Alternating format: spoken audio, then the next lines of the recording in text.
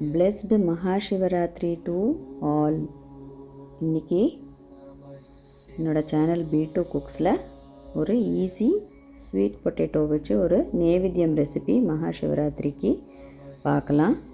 நான் ஒரு sweet potato எடுத்திருக்கேன். இதை இந்த மாதிரி ரெண்டாக கட் பண்ணி நம்ம இந்த ரெசிபி பண்ண ஸ்டார்ட் பண்ணலாம். ஒரு பேன் வச்சுட்டுருக்கேன் அடுப்பில். இதில் நம்ம ஸ்டீம் பண்ணுறதுக்கு ஒரு 1லேருந்து 1.5 டம்ளர் தண்ணி விட்டுண்டு இந்த ஸ்டீமர் ரேக்கை அதில் நான் வைக்கிறேன்.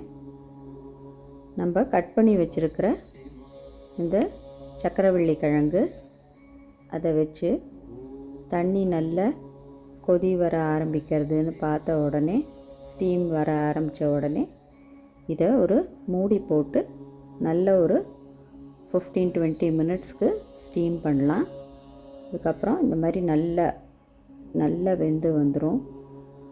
அதுக்கப்புறம் எடுத்து நம்ம ஆறின உடனே தோலை எடுத்து வச்சுக்கலாம். இதை நம்ம க்யூபாக கட் பண்ணிக்கலாம். இதை கட் பண்ணி இதை ரெடி பண்ணி வச்சுக்கலாம். இப்போது ஒரு பேன் வச்சுட்டுருக்கேன். இதில் ஒரு 2 டீஸ்பூன் நெய் ஆட் பண்ணுறேன்.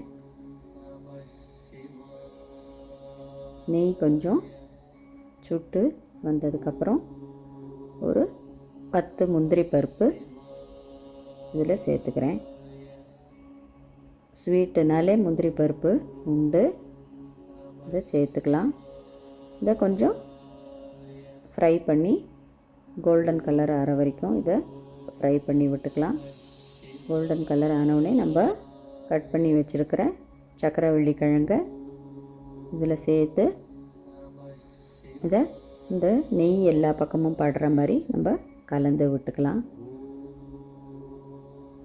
அதுக்கப்புறம் ஒரு 1/4 டீஸ்பூன் ஏலக்காய் பவுடர், அதுக்கப்புறம் ஒரு 1/4 டீஸ்பூன் சுக்கு பவுடர், இது ரெண்டுத்தையும் இதில் சேர்த்துக்கலாம். அதையும் சேர்த்து நல்லா கலந்து விடலாம். இப்போ நம்ம ஒரு நைவேத்தியத்துக்கான ஒரு இது ரெடி ஆகிட்டுருக்கு. இதில் நான் 2 டேபிள் ஸ்பூன் நாட்டு சர்க்கரை சேர்க்குறேன். டைரெக்டாக அப்படியே சேர்த்துடலாம். நாட்டு சர்க்கரையும் சேர்த்து இதை நல்லா கலந்து விடலாம். இந்த பாகு வைக்கணும் அந்த மாதிரி வேலை கூட கிடையாது. இதில் அப்படியே நாட்டு சர்க்கரையை சேர்த்து ஒரு 2 நிமிஷம் கலந்து விட்டுட்டு ஒரு டேபிள் ஸ்பூன் தேங்காய் சேர்க்குறேன். ஃப்ரெஷ்ஷு தேங்காய்னாலும் சேர்த்துக்கலாம். நல்லா அதை தேங்காவோடு சேர்த்து கலந்து விடுங்க. ரொம்ப ஈஸியான, ரொம்ப சீக்கிரம் பண்ணக்கூடிய ஒரு மகாசிவராத்திரிக்கான நைவேத்தியம் ரெசிபி ரெடி. கண்டிப்பாக ட்ரை பண்ணி பாருங்கள்.